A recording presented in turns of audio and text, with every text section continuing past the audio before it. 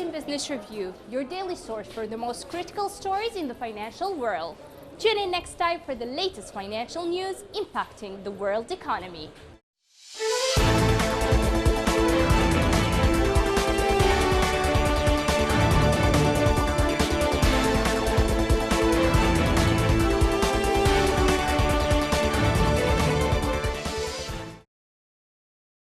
People in England were finally allowed to get a haircut for the first time in more than 3 months as the country took its biggest steps yet towards the resumption of normal life. As many people prepared to get rid of their lockdown locks, substantial queues formed outside many hair salons across England, including at Sava's Barbers in Streatham in South London. Some hairdressers and barbers were reported to have opened at the stroke of midnight.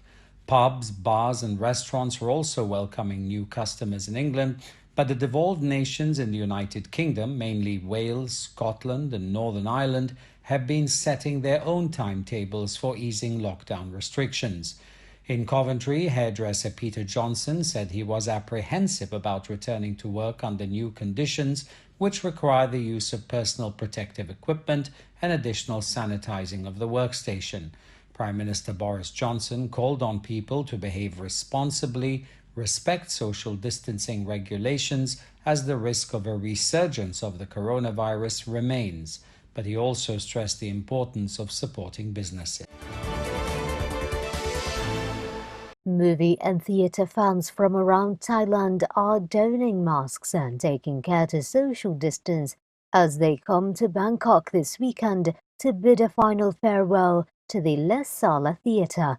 The iconic theatre, built in the 1970s in the late modernism architectural style with an Art Deco interior, has been struggling for the last decade to stay profitable amid competition from new media and increases in the land lease.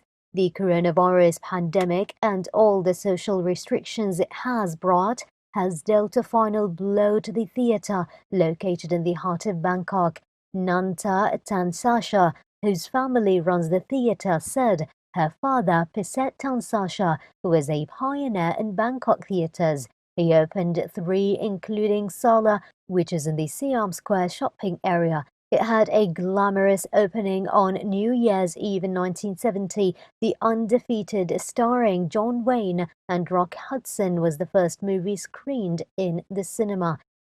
The finale films this weekend include Italian movies and Thai documentaries, and 3,000 tickets have been sold to fans who want to see Sala, as it is known by everyone for a last time. It is now the last standalone movie cinema left in the Thai capital and is already dwarfed by tall buildings. Nanta expects a high-rise will replace her theatre. Business is gradually picking up for Wakanada coffee shop in Wuhan of central China as thousands of patrons are placing orders to help lift them out of a financial slump triggered by the pandemic.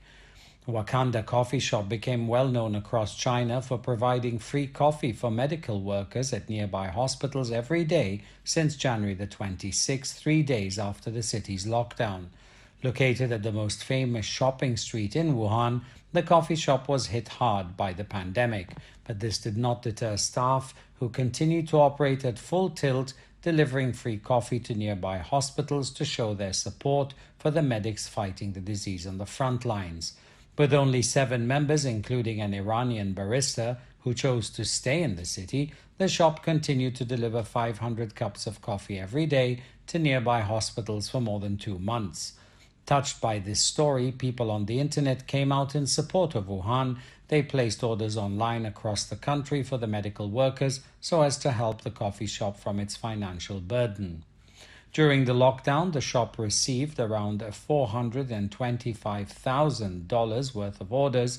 The shop published the details of the donations every day and vowed to donate all the surplus after taking out expenses. After the lockdown ended on April the 8th, the shop reopened its eat-in service and now sells over 100 cups of coffee every day with the support from its frequent customers. Now, with the recovery of the city, the flow of pedestrians and vehicles is also growing on the shopping street, where Wakanda is located. Celebration of the Independence Day may pose challenge to the pandemic prevention and control in the U.S. this weekend, as many U.S. citizens chose to get out of their houses despite the COVID-19 outbreak. O'Hare International Airport in Chicago is one of the busiest airports in the U.S. The number of flights at the airport dropped sharply a few months ago due to the pandemic. But on the eve of the Independence Day, although the airport has not reopened to passengers completely, the airport got busy once again as many passengers gathered at the airport in a short period of time. Robert Redfield, chief of the U.S. Centers for Disease Control and Prevention, recently warned the U.S. citizens to be vigilant and obey the safety guidance on the coronavirus at the upcoming weekend. Even though some states are reopening, people should still wear masks and follow the regulation of social distancing. He said taking proper safety precautions is quite important, as people are usually not clear of their underlying disease that may lead to more serious and more lethal symptoms of the COVID-19. This mall in Sao Paulo is giving Brazilians a new meaning to window shopping. Shoppers can now drive through the aisles of the Botucatu Mall in Sao Paulo, state for the spot of retail relief amid the pandemic. Shop assistants come out to the vehicle to hand over items that were pre-purchased online. Managers at this mall hope the initiative will drive back customers to stores amid a crash in consumer spending. Latin America's largest economy is expected to shrink by 6.5% this year.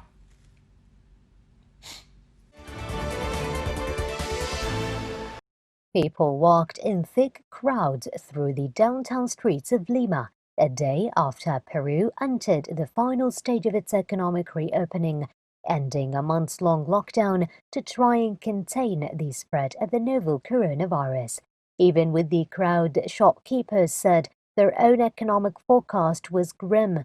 The government said in a decree that Phase 3 of economic reactivation, which includes 96% of production activities, will restart all mining activities, industrial sectors and commerce, though they must comply with health protocols for the pandemic.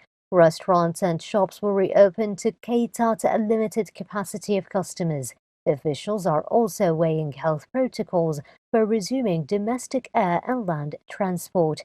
President Martin Vizcarra earlier announced the purchase of 400 ventilators from China, and at least 240,000 companies received an economic stimulus from the government to help them reopen. Peru lifted its quarantine in 18 of its 25 regions after coronavirus infections began to slow, though its borders remain closed. It was one of the first countries in Latin America to go into lockdown in mid-March. Argentine businesses are facing existential threats as the quarantine in and around Buenos Aires has been extended and economic activity slumped amid the pandemic. While traffic and people could be seen out on the streets of the Argentine capital, police checked documents of those boarding public transportation and driving along highways. Business owners described the extension and tightening of the lockdown in and around Buenos Aires from July the 1st through to the 17th, following a sharp recent rise in cases. Two business owners noted the uncertainty they faced as the restrictions continue. The country's official statistics agency said Argentina's economic activity plunged 26.4% in April, the worst monthly fall on record. The government now faces a tough balancing act between combating a recent spike in cases and reopening the economy. It has extended a quarantine in and around Buenos Aires, but relaxed rules in other parts of the country. Already mired in a recession for 2 years and in default on foreign debts, Argentina is headed for an annual economic contraction in 2020 that organizations, including the International Monetary Fund, have estimated at about 10%.